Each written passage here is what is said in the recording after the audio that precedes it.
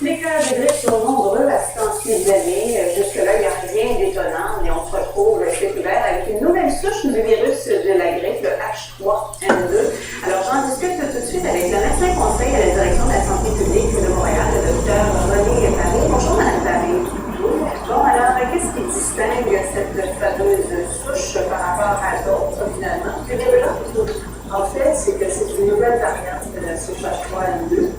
Et heureusement, l'OMS avait déjà prévu sa circulation, donc elle est contenue dans le vaccin de cette année. Mais ce que ça veut dire aussi, c'est que c'est la première année où cette nouvelle variante-là circule, donc ça fait presque pratiquement toute la population à ce moment-là qui va compter sur une immunité qui n'est pas spécifique contre cette nouvelle variante-là. Toute la population, alors à ce moment-ci, donc on conseille à tout le monde de l'avoir, le fameux vaccin, ou de c'est la meilleure façon de se prévenir de la grippe. Effectivement, on demande à toute la population, toute la population est invitée à se faire vacciner, mais il y a la gratuité qui est un autre facteur. Et on recommande en particulier aux personnes qui sont les plus à risque de faire des complications et aux personnes qui s'occupent de ces personnes à risque. Et il y a encore des cliniques de vaccination, d'ailleurs, consulter le site de vaccination Montréal, puis le 7 janvier, les cliniques sont prêtes à accueillir les gens qui l'auraient toujours pas reçu. On parle de souches virulentes, par exemple, la H1N1. En fait, c'est que la grippe saisonnière, c'est quelque chose de relativement important parce qu'on a fait un vaccin pour la grippe saisonnière, parce que la grippe saisonnière cause la mortalité, la morbidité. Ça veut dire des gens qui ont des complications, qui nécessitent des hospitalisations, des visites à l'urgence. Et il y a des éclosions aussi dans les CHSLD, il y a des personnes âgées qui risquent d'en décéder aussi. Donc, en raison de tous les facteurs de risque qui touchent les personnes qui sont les plus malades dans notre société, le vaccin a été fait. Mais est-ce qu'il n'y aurait pas lieu à ce moment-ci de prendre des mesures plus extraordinaires? On l'a fait pour la H1N1, et là, si on est plus susceptible de l'attraper, ce nouveau virus-là, est-ce qu'il n'y aurait pas lieu d'y aller de cliniques plus massives, de cliniques de vaccination? En fait, la H3N2 n'est pas tout à fait nouvelle, c'est une nouvelle variante. Quand on l'a fait pour le H1N1, comme la pandémie, c'était une nouvelle souche complètement influenza.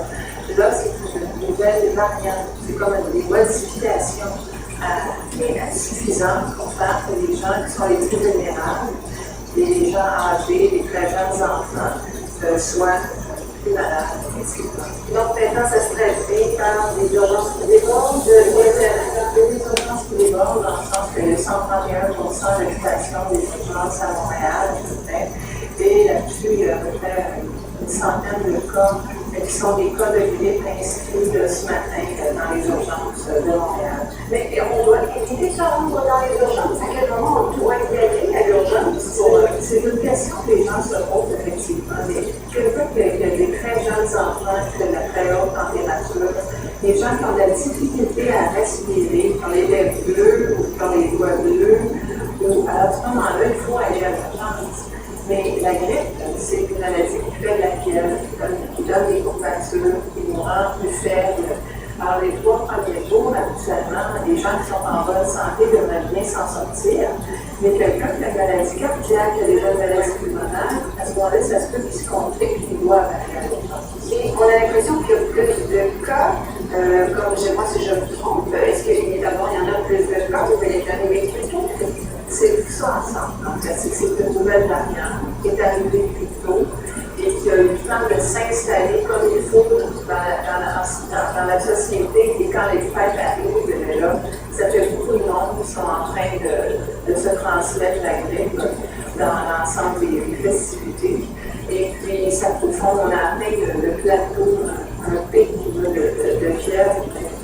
Pas de fièvre, de la saison grippale. En fait, on est dans le maximum de la saison, mais on a une espèce de plateau actuellement. On s'attend que ça circule encore plusieurs semaines, donc il est toujours temps de prendre le vaccin si on a besoin. Outre d'avoir le vaccin, les façons de se prévenir contre ce virus-là, quelques conseils d'usage. Alors, évidemment, c'est se laver les mains. Si on a des symptômes, on tousse dans sa manche, ou alors on évite de visiter les gens qui sont à risque dans les hôpitaux ou des personnes âgées ou encore les très jeunes enfants, c'est pas le temps d'aller décoder des discussions avec eux. Docteur René Paré de la direction de la